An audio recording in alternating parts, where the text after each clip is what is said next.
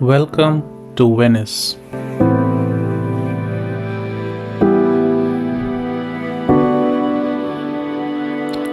This is Piazza Roma, the entry point to the island of Venice.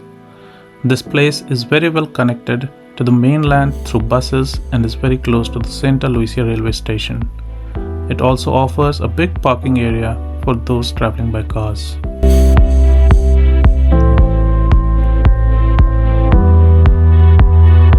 The Grand Canal is the main S-shaped canal that runs for approximately 4 kilometers across the island and handles majority of its water traffic. It is a man-made canal and ranges from 30 to 70 meters in width and on an average 5 meters deep.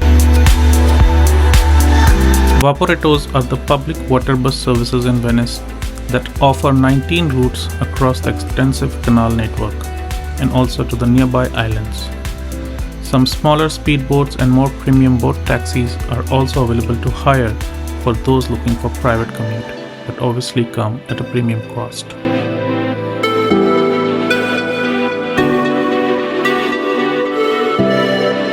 The shores of the Grand Canal are lined up with several hotels and B&Bs. The Rialto Bridge is the oldest of the 4 bridges across the canal and was built in 1591.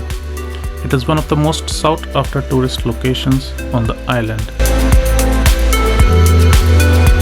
The first experience of passing through it in itself is a great one.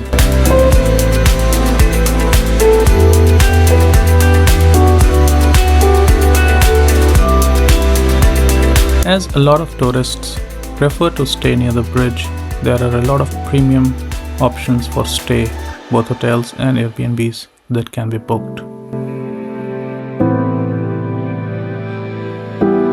You also get to see a view of the St. Mark's Basilica from a distance, and this kind of draws you closer to it.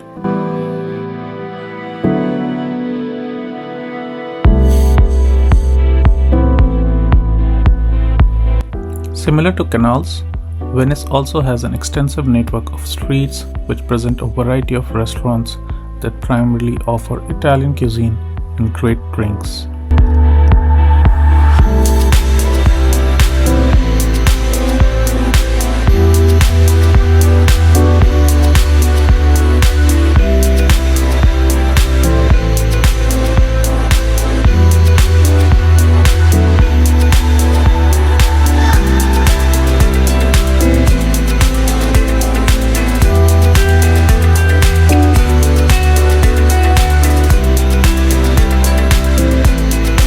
Strolling through these narrow streets is actually the best way to explore Venice and its exquisite Gothic Byzantine architecture. You also come across a lot of small bridges and feel compelled to take pictures due to the beautiful views that you get to witness from these.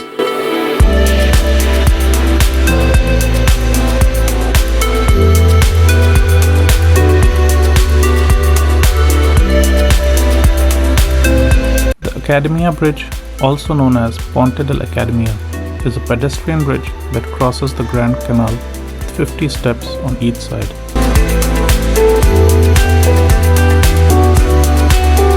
It is made mostly of wood and offers one of the best views of the Grand Canal and is flocked by people trying to take pictures and videos with the canal and the magnificent palazzos in the background.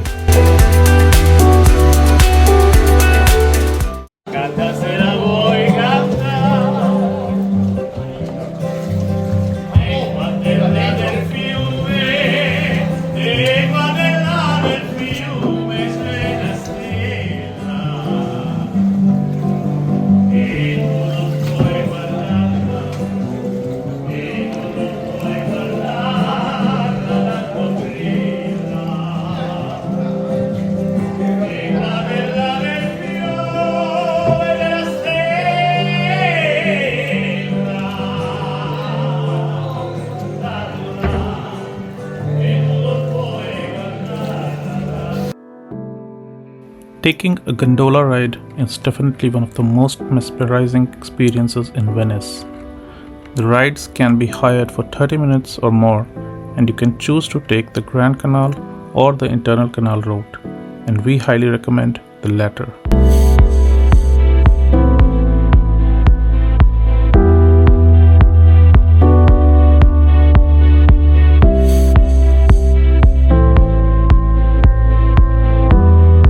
Gondolas date back to the 11th century, and up until the 15th century they were used by the noble class of Venice as a respectable mode of transportation.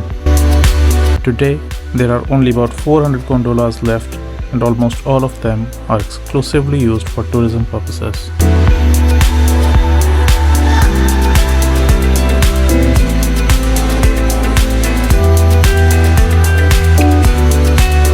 While sitting in these gondolas is definitely a great feeling, looking at them from one of these small bridges is no less.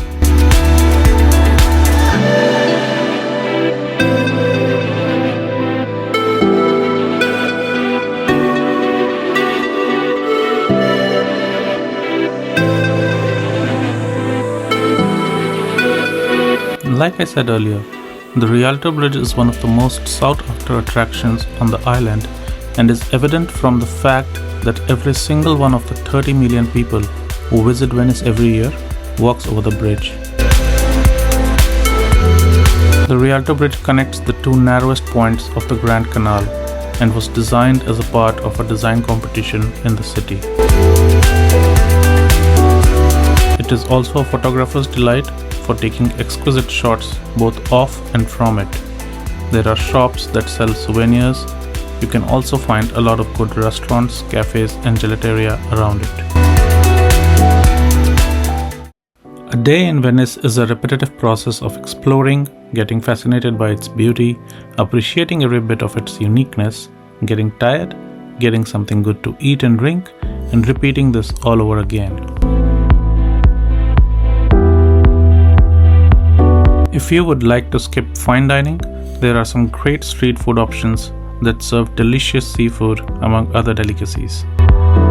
On your way back to Piazza Roma, before calling it a day, you can't miss making a stop at Basilica di Santa Maria and experience the resonating church bells.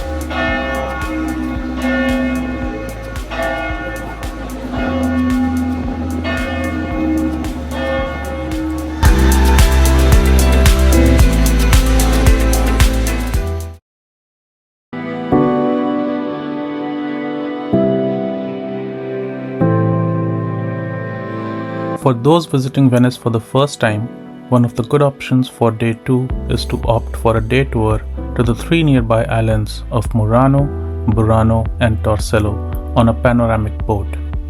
The tours are about 6 hours long and provide ample time to explore these islands and also enjoy the serene views of the Venetian lagoon.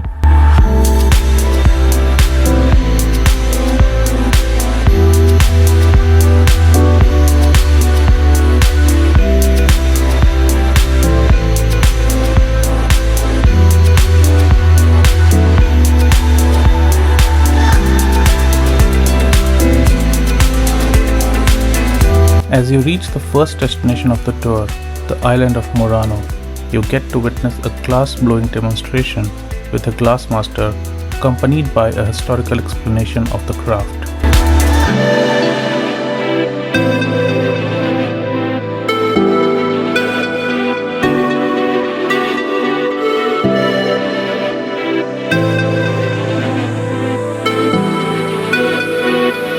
The glasswork was originally done in Venice, but to avoid damages from the frequent fire outbreaks, the production was shifted to Murano in the 13th century, and since then it has been known for its luxury glass art and innovations in glassmaking.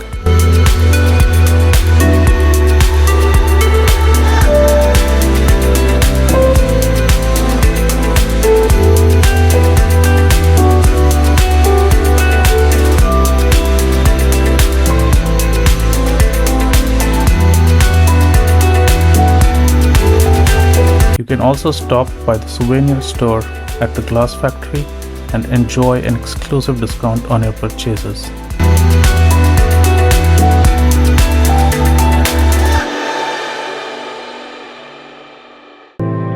After the glass factory visit, you can spend some time on the island walking on the streets and helping yourself to some coffee or gelato before heading to the next stop.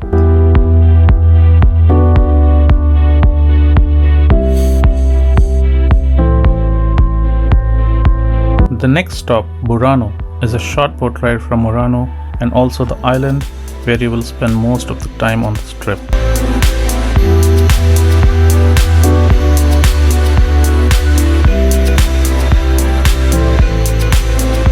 It is not only famous for the most vibrant and colorful buildings and houses, but also for the Leaning Tower of Burano next to the San Martino Church. It offers Venice-like vibes without as much crowd, hence making it a perfect place to spend the afternoon.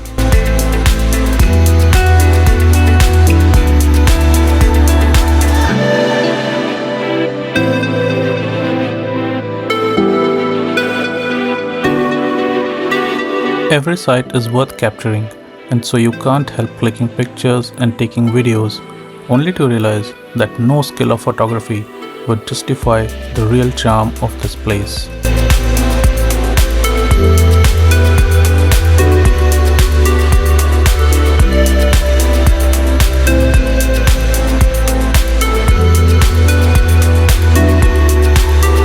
It offers a selection of restaurants to grab the much needed lunch during the trip and the native biscotti before you leave for the final stop of the tour.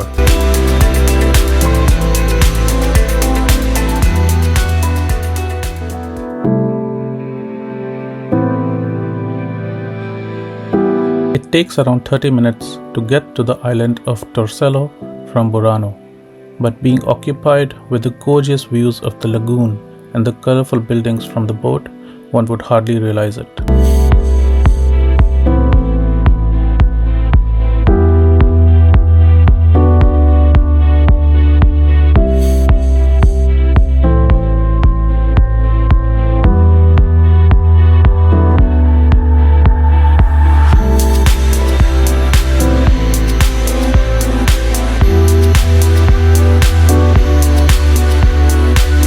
Founded in the 5th century, this island was overly populated with 20,000 residents.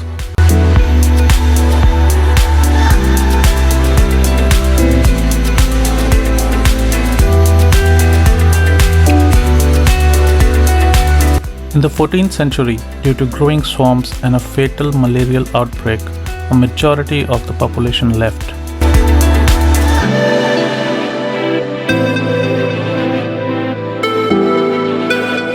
Today, there are only 15 to 20 permanent residents who live on the island. For the tourists, it's worth walking along the canal and visiting landmarks such as the Cathedral of Santa Maria Assunta, Attia's Throne, the Devil's Bridge, and the Bell Tower.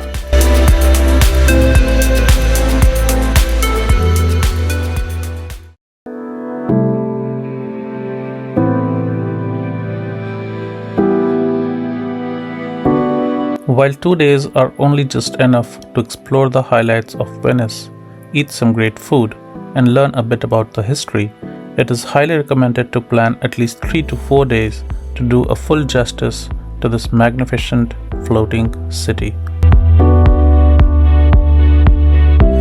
And as for us, we'll definitely be back.